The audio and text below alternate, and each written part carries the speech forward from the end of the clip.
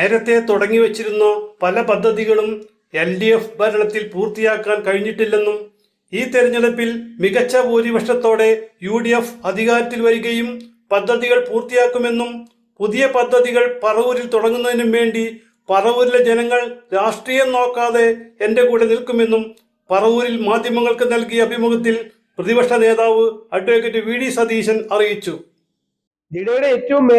ജഡ ചെയ്ത ഏറ്റവും major project ആണ് ഈ ചാത്തനാട് വല്ലാർപാട റോഡ് എന്ന് പറയുന്നത്. അപ്പൊ 10 കൊല്ലത്തിനിടയിൽ അത് ചെയ്തില്ല.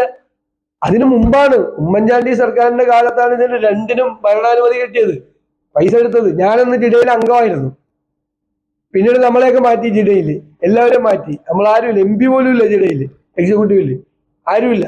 അവര് കുറെ ഉദ്യോഗസ്ഥന്മാരെല്ലാം തീരുമാനിച്ച് മന്ത്രിമാരെ ആരും ശ്രദ്ധിക്കാതെ മുഖ്യമന്ത്രി യോഗം പോലും വിളിക്കാറുള്ള ജിഡയുടെ.